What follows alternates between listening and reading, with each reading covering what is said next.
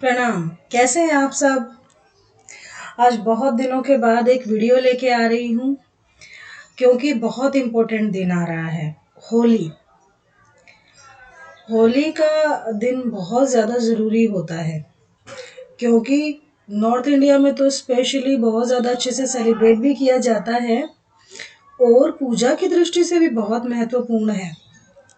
पंचांग के अनुसार होली इस वर्ष होलिका दहन 24 मार्च 2024 का होना है।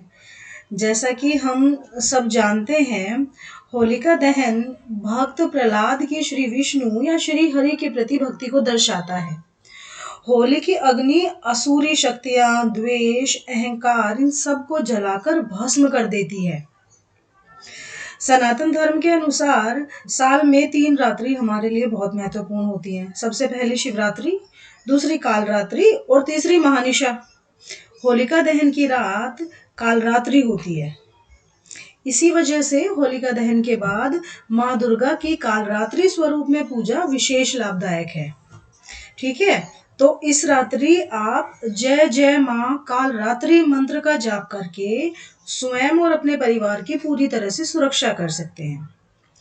तो चलिए जानते हैं होलिका दहन की विधिवत पूजा किस प्रकार करनी है। होलिका दहन की पूजा में सरसों, तिल, अक्षत, चीनी या गन्ना, गेहूं या गेहूं की बाली और गोबर के 11 उपलों का इस्तेमाल करना है। ज्योतिष शास्त्र के अनुसार 11वां भाव यानी एकादश भाव बाधक भाव होता है काल पुरुष की कुंडली के हिसाब से, जिसके 2 स्वामी होते हैं राहु और शनि। तो अभी जो हमने ऊपर 11 उपले बताए हैं वो उसी के निमित्त जलाए जाते हैं। एक चीज आप जरूर ध्यान रखिएगा, होलिका दहन के समय काले वस्त्र बिल्कुल ना पहनें। पीले और लाल रंग के कपड़े पहनना सबसे बढ़िया यानी सबसे शुभकर होता है। ठीक है, तो आपको क्या करना है, होलिका की 7 परिक्रमा करनी है और साथ में जो हमने अभी मंत्र बताया है वो करते रहना है। और परिक्रमा करने के पश्चात आप क्या करेंगे? जल जरूर अर्पित करेंगे। ये बहुत ज्यादा इम्पोर्टेंट बात है जो बहुत लोग नहीं करते हैं। ठीक है, तो जल अर्पित कीजिए। उसके एक चीज और ध्यान रखिएगा, जो महिलाएं होती हैं वो अपने बाल ना बांधे ना बल्कि खुले रखें। एक चीज और होती है, आप सभी ने सुना है कि जो कोई नवविवाहिता स्त्री होती है उसे पहली होलिका दहन की अग्नि अपनी ससुराल में नहीं देखनी चाहिए। तो आप भी इस चीज का ध्यान रखिए।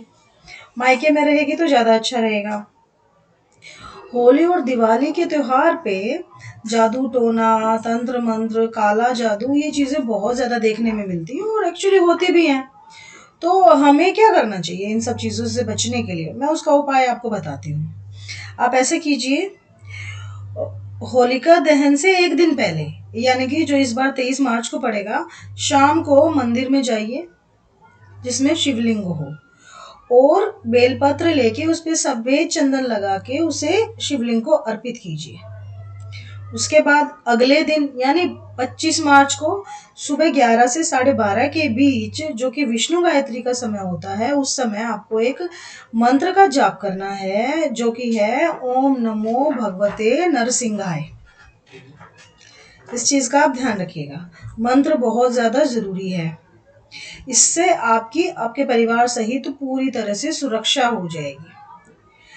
और इस बार ये नरसिंह मंत्र कुछ ज्यादा ही शक्तिशाली होगा। उसका कारण क्या है? इसका कारण ये है कि इस बार होली पे चंद्र ग्रहण भी पड़ रहा है। तो ध्यान रखिएगा कि गर्भवती महिलाएं ये मंत्र जरूर करें और कुछ करें ना करें। ठीक है, अब आखिर में मैं एक चीज और बताना चाहूंगी जो बहुत जरूरी है। अगर आपकी किसी से शत्रुता है तो आप क्या करेंगे? आप एक नमक की डली लेंगे, सरसों और तिल लेंगे, इन सबको अपने ऊपर से 6 बार वार के अपने शत्रु का मन में नाम लें और ये सब होलिका की अग्नि में डाल दें। इससे आप अपने शत्रु से पूरी तरह से सुरक्षित हो जाएंगे। लेकिन अगर आप धन धान्य में वृद्धि चाहते हैं, आप चाहते हैं कि घर में पैसा बढ़े, व्यापार में बढ़त हो, घर में आर्थिक खुशहाली आए, तो उसके लिए क्या कर सकते हैं? उसके लिए एक बहुत छोटा सा उपाय है। लाल गुलाब लीजिए, छोटा सा शंख लीजिए और एक चांदी का सिक्का लीजिए। ये सब भगवान कृष्ण को समर्पित कीजिए। फिर द्वितीया को सिंदूर और अक्षत लेके माँ लक्ष्मी को समर्पित करें और उससे लाल कपड़े पे एक स्वास्तिक बनाएं। फिर जो सामान हमने कृष्ण को समर्पित किया था, लाल गुलाब, छोटा सा शंख और एक चांदी का सिक्का, वो उसमें रखें कपड़े में, उसे बांध दें और जहाँ पे आप अपना धन रखते हैं, जहाँ पैसा रखते हैं, तिजोरी है जहाँ, वहां पे इस कपड़े को रख दें। बहुत ही चमत्कारी उपाय है। आप देखेंगे कि अगली होली तक आपके पैसे में, धन धान्य में कितनी ज्यादा वृद्धि होती है।